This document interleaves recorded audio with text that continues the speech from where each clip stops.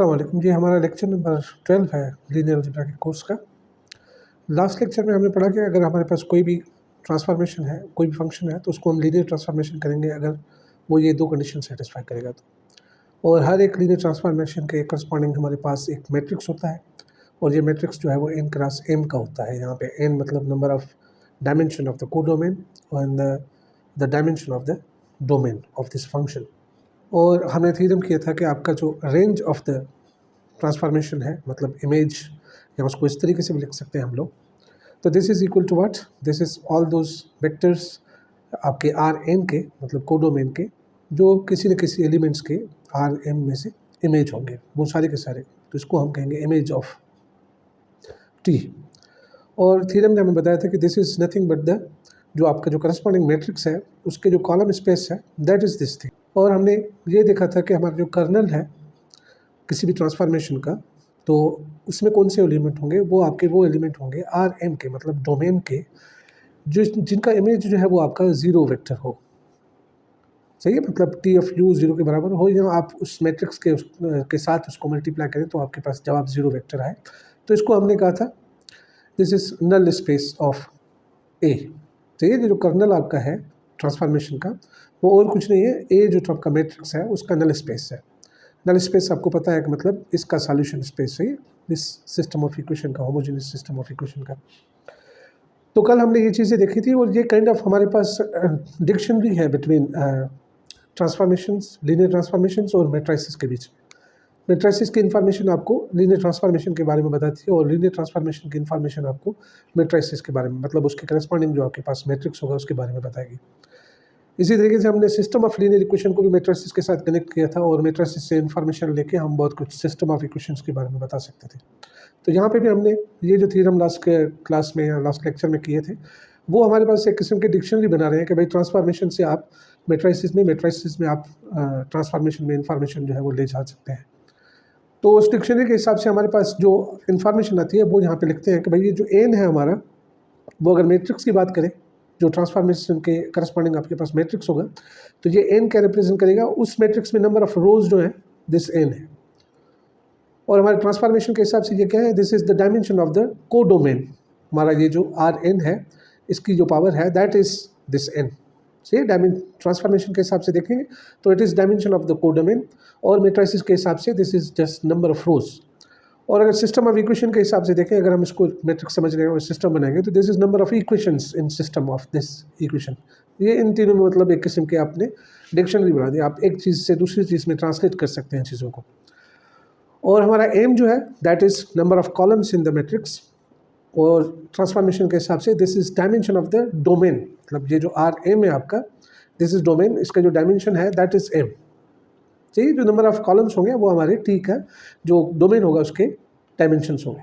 और इक्वेशन के हिसाब से this is number of unknowns, यहाँ पे जो आपके पास अननोन्स होंगे एम उनको रिप्रेजेंट कर रहा है अगर सिस्टम ऑफ इक्वेशंस की बात करें तो। तरीके से ये डिक्शनरी यूज़ करके हम लोग बहुत सारी और चीज़ें जो हैं वो एक दूसरे में मतलब डिफाइन कर सकते हैं। जैसे हमें पता है कि dimension of column space of matrix जो होता है वो उसकी रैंक कहलाता है, और क्योंकि यहाँ पे हमें थ्योरम ने बताया कि rank of T is equal to column space of A. सही, तो इसका जो डायमेंशन होगा इसका डायमेंशन दोनों बराबर होंगे, तो dimension of this is equal to dimension of column space of, या दूसरे लफ्जों में आप कहेंगे rank of transformation is rank of the matrix, जो उसके करस्पॉन्डिंग आपके पास मैट्रिक्स है उसकी। तो हमारा जो dimension of the range of transformation है वो और कुछ नहीं है, आपके जो करस्पॉन्डिंग मैट्रिक्स है उसकी रैंक है। और दूसरी चीज़ कि आपका जो नल स्पेस का डायमेंशन है उसको हम नलिटी ऑफ ए कहते हैं, और आपके कर्नल ऑफ टी जो है वो आपका नल स्पेस होता है, तो इसका डायमेंशन और इसका डायमेंशन आपका बराबर होगा। तो दूसरे लफ्ज़ों में आप कहेंगे dimension of kernel of T is equal to dimension of null space of T, और ये दोनों नलिटी हैं, इसको भी कहते हैं नलिटी ऑफ ट्रांसफॉर्मेशन, और ये nullity of transformation is nullity of the matrix, उसके करस्पॉन्डिंग जो आपके पास मैट्रिक्स है। सही, तो ये आप हर चीज़ जो है वो एक दूसरे से आप उसमें से उस ट्रांसफॉर्मेशन में से मैट्रिक्स में, और मैट्रिक्स में से ट्रांसफॉर्मेशन में ट्रांसलेट कर सकते हैं। तो जो हमारी रैंक की इक्वेशन है ये वाली, इसको भी हम, क्योंकि हमारे पास सारी मिल गई उनकी इक्विवेलेंस, तो ये इक्वेशन भी हम लीनियर ट्रांसफॉर्मेशन के हिसाब से लिख सकते हैं। रैंक इक्वेशन हमारी क्या होती है, rank of a matrix plus nullity of that matrix is equal to M, और यहाँ पे एम जो है नंबर ऑफ कॉलम्स होते हैं आपके मैट्रिक्स के। और इसको अगर हम ट्रांसफॉर्मेशन के हिसाब से लिखें तो रैंक ऑफ ए, जैसे अभी हमने देखा कि वो बराबर है dimension of range of the transformation, और plus nullity of A is nothing बल्कि nullity of transformation is equal to M. M क्या है यहाँ पे ट्रांसफॉर्मेशन के हिसाब से? It is dimension of the domain of T. सही है। तो किस तरीके से हमारी जो रैंक वाली इक्वेशन है मैट्रिक्स की, क्योंकि मैट्रिक्स और ट्रांसफॉर्मेशन के बीच में हमने एक किस्म की इक्वलेंस बना दी है, तो वो रैंक वाली जो इक्वेशन है वो हमारी ट्रांसलेट होके ट्रांसफॉर्मेशन में कुछ इस तरीके से आ गई। तो ये जो इक्वेशन ट्रांसफॉर्मेशन के बारे में है वो क्या इन्फॉर्मेशन दे रही है कि आपके जो डोमेन का डायमेंशन है वो आधा इसमें जाएगा और आधा इसमें जाएगा। अब ज़रूरी नहीं है कि आधा आधा, मतलब को उसको दो पार्ट में कर रही है कि कुछ एलिमेंट्स जो है आपके जो वेक्टर्स हैं वो आपके उनकी इमेज आएगी और बहुत सारे किल हो जाएंगे, आपके कर्नल में चले जाएंगे। This is very important equation. अब वो रैंक वाली इक्वेशन ट्रांसफॉर्मेशन के हिसाब से यहाँ पे मैंने लिखी है। यहाँ पे देखिए, अगर आपकी नलिटी ऑफ टी हम ज़ीरो के बराबर करें, नलिटी ऑफ टी अगर ज़ीरो हो तो इसका मतलब ये हुआ कि आपके रेंज की, ये आपकी रेंज है T of R M, this is range. तो डायमेंशन ऑफ रेंज जो होगा आपका, dimension of T of R M is equal to M, मतलब टोटल सारे के सारे जो एलिमेंट्स हैं उसके उनका कोई इमेज होगा। नलिटी अगर ज़ीरो के बराबर है तो इसका मतलब ये होगा कि नल स्पेस या कर्नल ऑफ टी जो है उसमें सिर्फ और सिर्फ एक एलिमेंट है, ज़ीरो। दूसरे लफ्ज़ों में अगर कर्नल में सिर्फ ज़ीरो एलिमेंट हो तो हम कह सकते हैं यहाँ से आप अगर ये इसके बराबर है तो इसका मतलब ये हुआ कि रैंक ऑफ ए जो इसके करस्पॉन्डिंग मैट्रिक्स है उसकी बराबर होगी उसके नंबर ऑफ कॉलम्स के साथ, क्योंकि हम वापस उसमें रो अगर मैट्रिक्स में ट्रांसफॉर्म करें इसको, और हमें पता है कि अगर किसी भी मैट्रिक्स की रैंक जो है उसके नंबर ऑफ कॉलम्स के बराबर हो तो इसका मतलब क्या होता है? इसका मतलब ये होता है कि इसके जो कॉलम वेक्टर्स हैं, कॉलम वेक्टर्स जो होते हैं, कॉलम वेक्टर्स आर इंडिपेंडेंट। ये हमारे पास इंफॉर्मेशन निकलती है अगर रैंक सही है। यहाँ पे rank of dimension is equal to M का मतलब ये है कि रैंक ऑफ ए, क्योंकि ये जो है वो रैंक ऑफ ए के बराबर होता है, तो रैंक ऑफ ए जो है वो अगर एम के बराबर है, मतलब नंबर ऑफ कॉलम्स के बराबर है, तो आपका इसका मतलब ये हुआ कि आपकी जो कॉलम वेक्टर्स हैं वो सारे के सारे लीनियरली इंडिपेंडेंट है। और कॉलम वेक्टर्स अगर लीनियरली इंडिपेंडेंट हो, this is only if and only if ये जो आपका सिस्टम है अगर कंसिस्टेंट होगा। इफ कंसिस्टेंट तो इसकी यूनिक सॉल्यूशन होगी। सही, भले टी ज़ीरो के बराबर रखें, मतलब होमोजेनियस सिस्टम रखें, तभी उसका यूनिक सॉल्यूशन होगा, मतलब ट्रिवियल सॉल्यूशन होगा। कंसिस्टेंसी ये इसलिए कह रहे हैं कि हमारा किसी हो सकता है किसी वेक्टर पे आपका सॉल्यूशन ना निकले, मतलब रैंक ऑफ ए मैट्रिक्स और रैंक ऑफ एडमिटेड मैट्रिक्स आपस में बराबर ना हो, दिस इज पॉसिबल। तो जब भी कंसिस्ट होगा तो उसकी यूनिक सॉल्यूशन होंगे।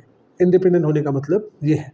और this is true if and only if इसके जो एचलान फॉर्म है उसका जो पिवट होंगे, पिवट इनका नंबर जो है, जहाँ आप कह लें number of pivot is equal to number of columns, number of pivot लिखा हुआ है यहाँ पे, this is number of pivots is equal to M. तो ये चीज़ भी आपकी कंक्लूड होती है, मतलब डायमेंशन ऑफ कर्नल अगर ज़ीरो होगा तो डायमेंशन ऑफ रेंज एम के बराबर होगी, और दूसरे लफ्ज़ों में कर्नल जो है उसमें सिर्फ ज़ीरो आपके पास वेक्टर होगा और रेंज जो इसके बराबर होगी, और ये चीज़ भी ट्रू होगी, ये चीज़ भी ट्रू होगी, ये चीज़ भी ट्रू होगी, और आप कन्वर्सली भी ले जा सकते हैं। तो इम्पॉर्टेंट चीज़ है कि आपके पास अगर कर्नल में ज़ीरो है तो ये सारी चीज़ें ट्रू हैं। अगर जिनमें से कोई भी चीज़ ट्रू है तो आपके पास कर्नल में वेक्टर जो है वो ज़ीरो है, या दूसरे लफ्ज़ों में dimension of the kernel is zero. और कर्नल ज़ीरो होता है तो हमारे पास थीरम है, ये थीरम है kernel of T is equal to zero vector if and only if, मतलब दोनों साइड से ट्रू है, टी इज़ 1 1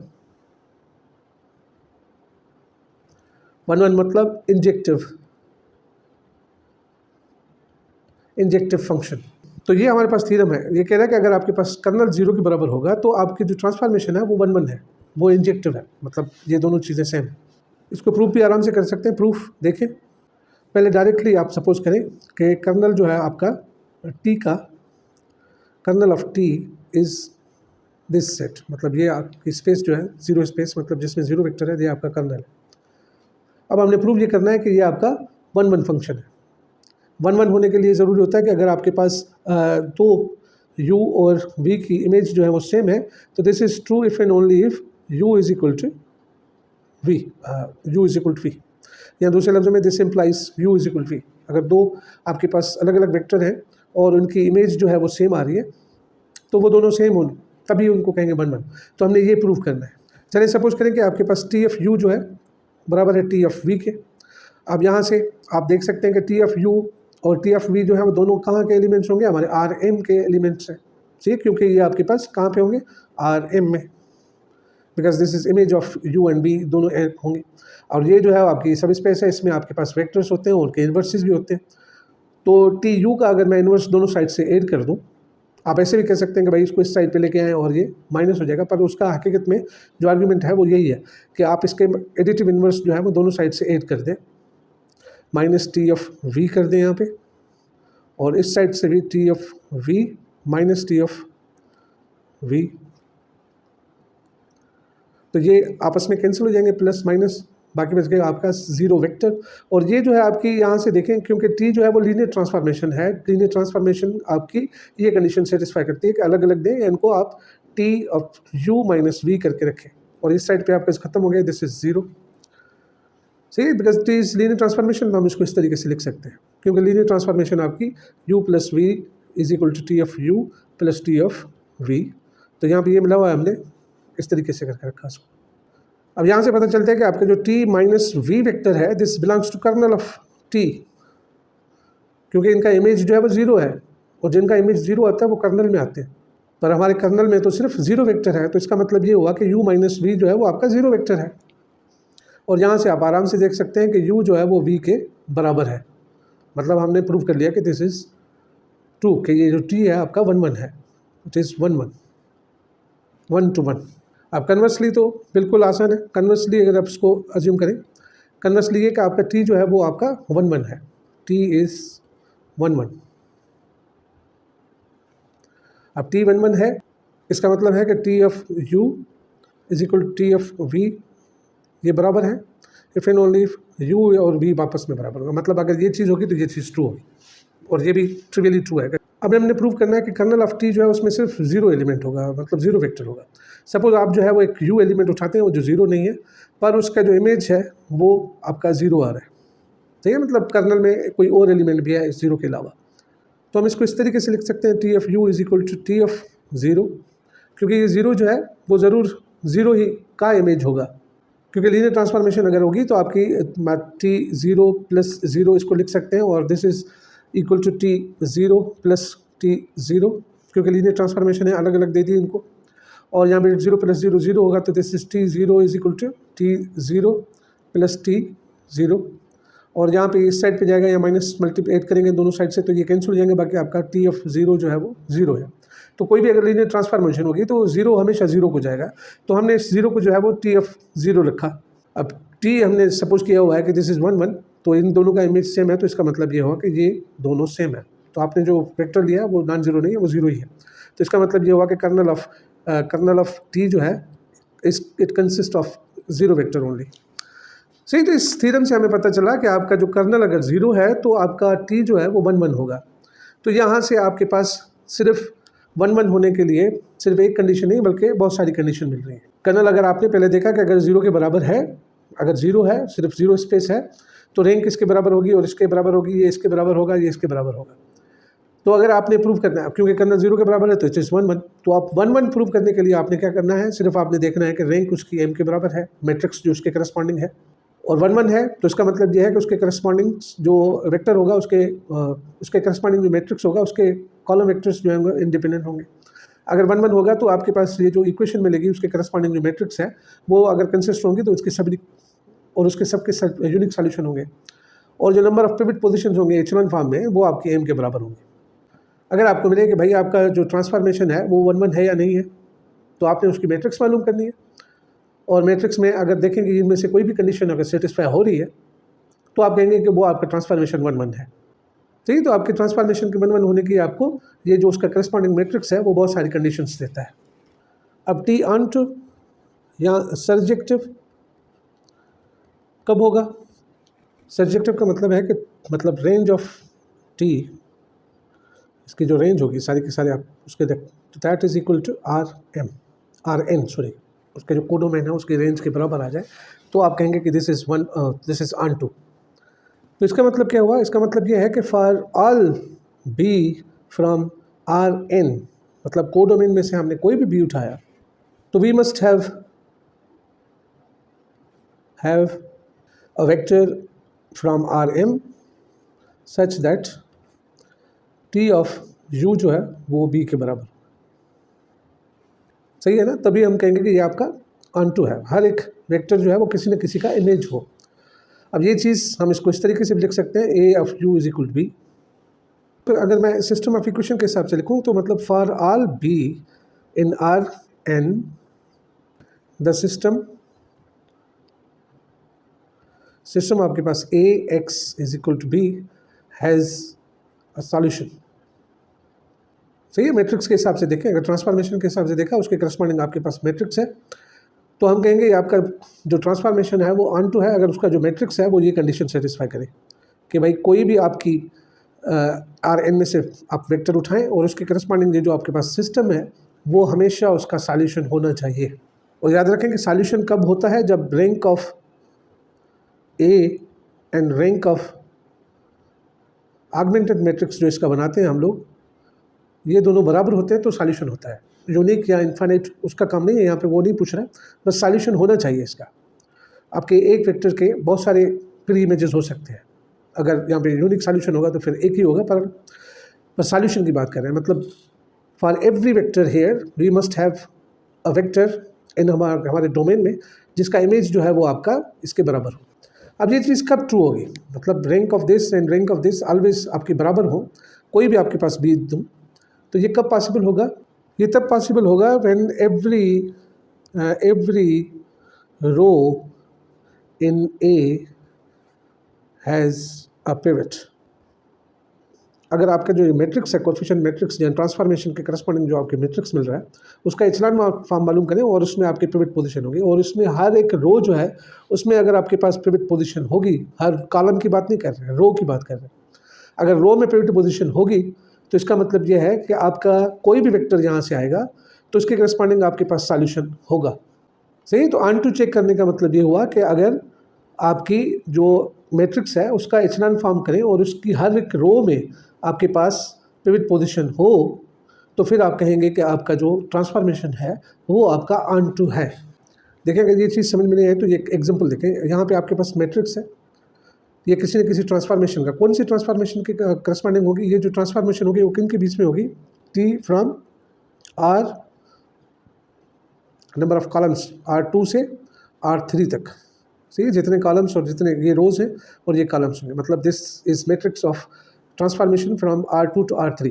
अब इसका ऑन टू होना मतलब यहाँ पे हर एक वेक्टर अगर मैं यहाँ पे कोई भी पुट करूँ R3 में से लेके जहाँ पे कोई भी रखूँ B, तो आपके पास इसका सॉल्यूशन होना चाहिए। और सॉल्यूशन तब होता है जब रैंक ऑफ ए और रैंक ऑफ ऑगमेंटेड मैट्रिक्स आपस में बराबर।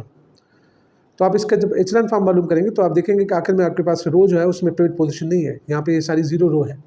तो आप गारंटी के साथ कह सकते हैं कि सारी की सारी बीज जो हैं उनके लिए आपके पास ज़रूरी नहीं है कि सॉल्यूशन हो।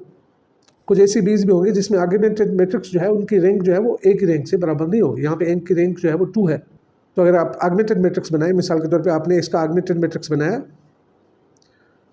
और इसको किस तरीके से बनाएंगे, आप इसको रखेंगे 1 2 3 4 0 0 और यहाँ पे आप जो है वो फॉर एग्जांपल x y और z यहाँ पे आपने रखे, तो ये आपके पास ऑगमेंटेड मैट्रिक्स आया। अब इनकी दोनों की रैंक जो है वो आपस में बराबर होगी तभी सॉल्यूशन होगा।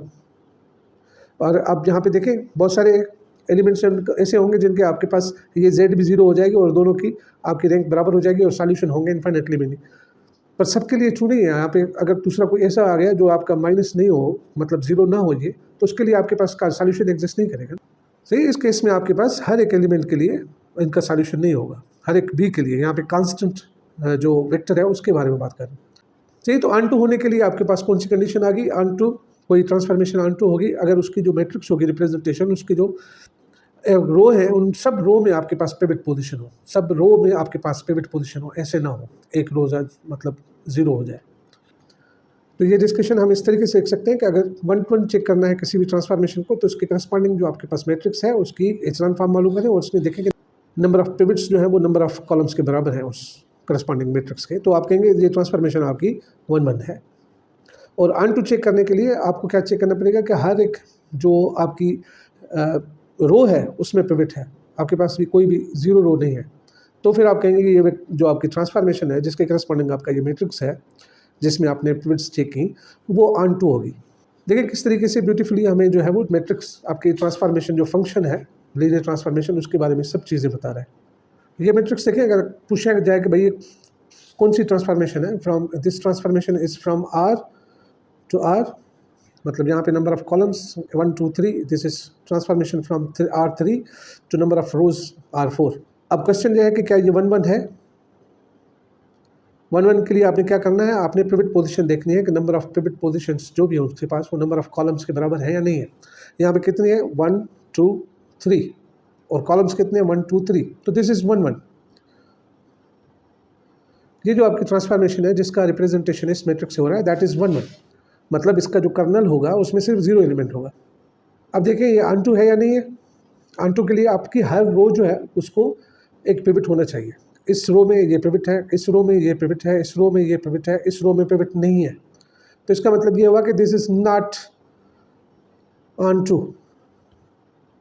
सही है, आपको अभी मतलब सारी इन्फॉर्मेशन इस मैट्रिक्स से मिल गई, और मैट्रिक्स भी किसी ट्रांसफॉर्मेशन का मालूम करना आपको पता है कितना आसान है। आपने क्या करना है, सिर्फ उसके बेसिस वेक्टर पे देखना है, उसका इमेज और मैट्रिक्स बनाना है, हर कॉलम में उसकी जो इमेज है वो रखते जाएंगे। ये मैट्रिक्स देखें, इसका अगर एचलॉन फॉर्म मालूम करेंगे तो ये आपका इसमें से ये माइनस करेंगे तो ये हो जाएगा आपके पास 1 2 0 1, और ये 0 हो जाएगा माइनस करने के बाद, और यहाँ पे बाकी 1 बचेगा। सो this is still not echelon form. इसको अगेन ऑपरेशन करके हम इसको एचलॉन फॉर्म इस तरीके से बना सकते हैं, क्योंकि देखिए यहाँ पिवट के नीचे जो है वो 0 नहीं है, तो 1 2 0 1 और 0 0। अब आपने ये रो जो है इसमें माइनस कर दी तो आपके पास ये 0 0 है। This is echelon form. आप कोई बता सकता है कि ये कौन सी ट्रांसफॉर्मेशन है, मतलब जहाँ से देखें नंबर ऑफ रोज जो है वो 3 है, नंबर ऑफ कॉलम्स 2 है, तो ये ट्रांसफॉर्मेशन जो है वो R2 से लेके R3 तक होगी। मैट्रिक्स में से हम सब चीज़ें बता सकते हैं। क्या ये ट्रांसफॉर्मेशन 1 1 होगी? 1 1 होने के लिए नंबर ऑफ कॉलम्स और नंबर ऑफ पिवट्स मतलब 1 2 1 2, सो इट इज़ 1 1। क्या ये ऑन टू है? नहीं, ऑन टू नहीं है, यहाँ पे एक 0 रो है, एचलॉन फॉर्म में इसमें डाला तो एक 0 रो होगी, तो ये this is not onto. ये मैट्रिक्स देखें आप, यहाँ पे आप देख सकते हैं कि this is transformation from R1 2 3 3 to R1 2। ये 1 1 है तो आप क्या देखेंगे, आप देखेंगे पिवट पोजीशंस 1 ये 2, और नंबर ऑफ कॉलम्स कितने 1 2 3, तो दिस इज नॉट 1 1। सही है, this is not 1 1। What about onto? हर रो के पास पिवट होना चाहिए, इस रो में भी ये है, इस रो में भी है, तो this is onto, this is onto function. ये जो आपका फंक्शन है, ये जो लीनियर ट्रांसफॉर्मेशन है वो ऑन टू है। तो लीनियर ट्रांसफॉर्मेशन हमारी बहुत आसान है और हमें आराम से सब कुछ उसके करस्पॉन्डिंग मैट्रिक्स से मिल जाता है। Now what about this transformation from RM to RM? मतलब इसका जो मैट्रिक्स मिलेगा आपके पास A, वो स्क्वायर मैट्रिक्स होगा, square matrix of order M cross M। ठीक है, दिस इज स्क्वायर मैट्रिक्स। यहाँ पे चीज़ें और आसान है, अगर आप 1 1 होगा आपका तो ऑटोमेटिकली ये ऑन टू भी होगा, अगर ऑन टू होगा तो 1 1 होगा, ये मतलब एक दूसरे को इम्प्लाई करते हैं। ये चीज़ हमारी रैंक वाली क्वेश्चन में से मिलेगी। रैंक की क्वेश्चन क्या थी, dimension of rank of RM plus dimension मतलब नलिटी ऑफ T बराबर है डायमेंशन ऑफ डोमेन, मतलब यहाँ पे आपके पास डोमेन जो है वो M है, को डोमेन भी M है। तो हमने कहा है कि 1 1 होगी तो वो ऑन टू भी होगी, तो 1 1 होगी तो मतलब इसका मतलब यह है कि कर्नल ऑफ T जो है वो आपका 0 पे मुश्तमिल करेगा, एक ही वेक्टर पे, एक ही वेक्टर पे करेगा तो उसका डायमेंशन 0 होगा। तो ये चीज़ 0 होगी तो इसका मतलब यह होगा कि dimension of rank of T is equal to M, और यही डायमेंशन है उसका कोडोमेन का, तो ये मतलब पूरा का पूरा कोडोमेन आ गया ना, this is also dimension of codomain. अब रैंक और कोडोमेन दोनों सेम डायमेंशन के हैं, तो इसका मतलब ये हुआ कि आपके पास कोई भी वेक्टर नहीं बचेगा इस तरह इधर कोडोमेन में जिसका इमेज ना हो, क्योंकि ये सारा का सारा इमेज जो है वो सारी की सारी, तो इट इज़ ऑन टू। और अगर ऑन टू होगा तो ऑन टू है तो आपको पता है कि रेंज उसकी जो है वो T ऑफ RM बराबर हो जाएगी RM के, तो इसका डायमेंशन बराबर हो, जहाँ से पता चल जाएगा कि कर्नल का डायमेंशन 0 है तो कर्नल तो this is onto 1 1। This is very easy to see. I hope कि आपको ये चीज़ समझ में आ रही होगी। तो ये जो आपके पास स्क्वायर मैट्रिक्स जिसमें मिल रही है, मतलब जो ट्रांसफॉर्मेशन है from R M to R M, इनके लिए इजी है। 1 1 होगा तो ऑन टू भी होगा, और 1 1 ऑन टू होगा तो 1 1 भी होगा, और हाँ 1 1 नहीं होगा तो ऑन टू भी नहीं होगा। इनको अगर लिखें, अगर आपके पास ट्रांसफॉर्मेशन है from R M to R M, तो 1 1 1 1 मतलब injective if and only if onto for this. और इसके करस्पॉन्डिंग अगर आपके पास मैट्रिक्स ए है तो दिस इज ऑन टू, मतलब 1 1 if and only if kernel of A is equal to 0 कह सकते हैं हम लोग, क्योंकि ये 1 1 है तो कर्नल ज़रूर 0 होगा, क्योंकि 0 कर्नल होता है तो वो 1 1 होता है, हमने प्रूव किया। अब ऑन टू है तो this is also true, every row has pivot, मतलब ये पर्टिकुलरली इनके बारे में बात कर रहे हैं, स्क्वायर मैट्रिक्स वाले जो transformation. If and only if number of pivots equal to number of columns, column vector जितने होंगे उतने होंगे उसका। And this is true if and only if column vectors of A are independent मतलब linearly independent. This is also true if and only if rank of A is equal to M, मतलब dimension of domain and codomain वाला। और A आपका square है तो इसका मतलब ये है कि आपको A जो है रो इक्विवेलेंट हो जाएगा, रो इक्विवेलेंट टू आइडेंटिटी मैट्रिक्स। अगर रो इक्विवेलेंट है आइडेंटिटी के तो इसका मतलब यह है कि इसका इन्वर्स भी एग्जिस्ट करेगा। सही है, ये जो इन्वर्स मैट्रिक्स होगा वो इस टी की, ये जो ट्रांसफॉर्मेशन है उसकी इन्वर्स होगी। सो दिस इज टी इन्वर्स। सही है, मैट्रिक्स आपका स्क्वायर है तो उसका इन्वर्स की बात करेंगे, अगर स्क्वायर नहीं होता तो इन्वर्स की बात नहीं करते। सही है, तो ये जो आपकी ट्रांसफॉर्मेशन है अगर 1 1 है तो ऑन टू है, और वो फिर बाइजेक्टिव है तो हम कहेंगे ये दोनों जो स्पेसिस है ये आइसोमॉर्फिक है। ये हम बाद में जब एब्स्ट्रैक्ट वेक्टर स्पेसिस करेंगे तो उसमें आपको काफ़ी काम आएंगे। यहाँ पे तो आप देख रहे हैं कि दे आर आइसोमॉर्फिक। तो अगर आपके पास ट्रांसफॉर्मेशन मिला हुआ है तो उसके इन्वर्स ट्रांसफॉर्मेशन कैसे मालूम करेंगे। फॉर एग्जांपल टी का आपको एक फार्मूला मिला हुआ है और मैं कहूँ कि भाई what is the inverse of that transformation, तो उसके इन्वर्स का फार्मूला क्या होगा, तो आप जो है वो कुछ नहीं करेंगे, सिर्फ इन्वर्स मालूम करेंगे टी का, और टी के करस्पॉन्डिंग जो मैट्रिक्स है ए उसका इन्वर्स मालूम करेंगे, and that will give you the formula for this T inverse. Let us do an example. ये एग्जांपल देखें, इसमें आपके पास ये ट्रांसफॉर्मेशन मिली हुई है, आप चेक करना है कि ये 1 1 है ऑन टू है, मतलब बाइजेक्टिव है या नहीं है। तो इसके लिए मैट्रिक्स बनेंगे। मैट्रिक्स आप देखिए, मैं यहाँ पे लिखता हूँ, इसका जो मैट्रिक्स बनेगा, ये मैट्रिक्स है इस लीनियर ट्रांसफॉर्मेशन का। ये जो इमेज है 1,0,0 की है, और ये जो इमेज है 0,1,0 की है, और ये जो इमेज है 0,0,1 की है। तो this is the matrix.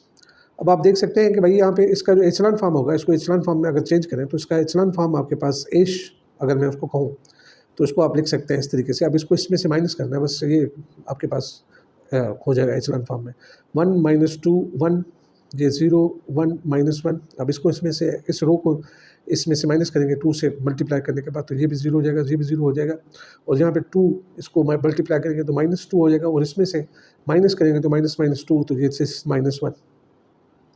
So this is the echelon form.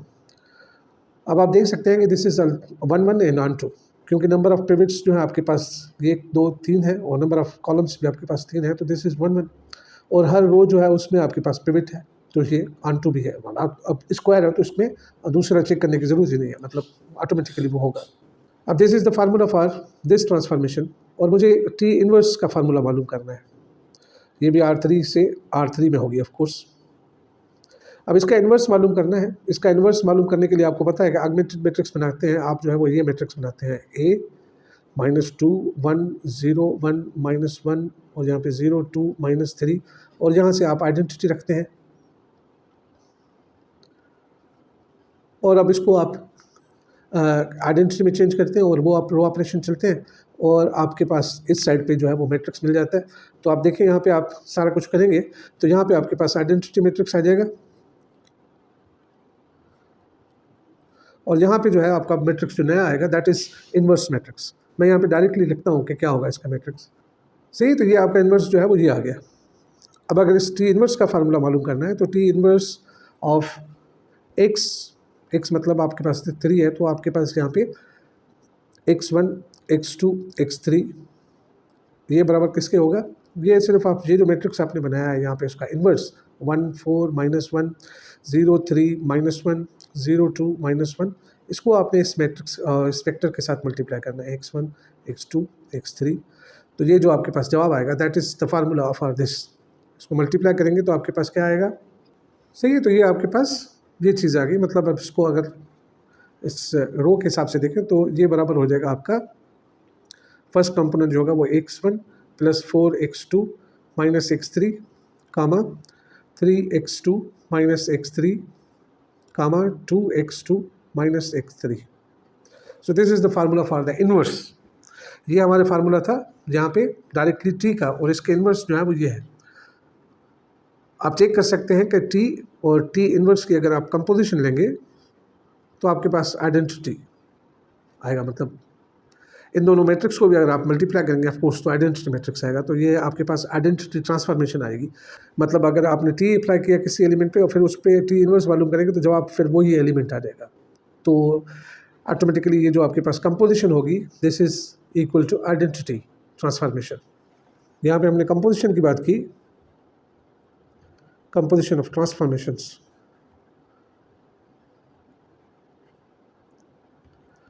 अगर आपके पास एक ट्रांसफॉर्मेशन है उसके साथ दूसरी transformation suppose T prime compose कर रहे हैं तो this is composition of functions. हमें पता है कि ये क्या है। फॉर एग्जांपल इसमें अगर हमने कोई वी अप्लाई किया तो इसका मतलब है कि टी प्राइम ऑफ वी।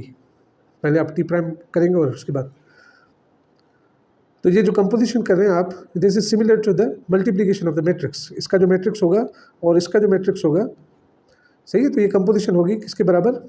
ए। अब ये कंपोजिशन नहीं है, दो मैट्रिक्स आप किसी के साथ मल्टीप्लाई करें तो जवाब सेम होगा। So this is equal to T composition T prime of we.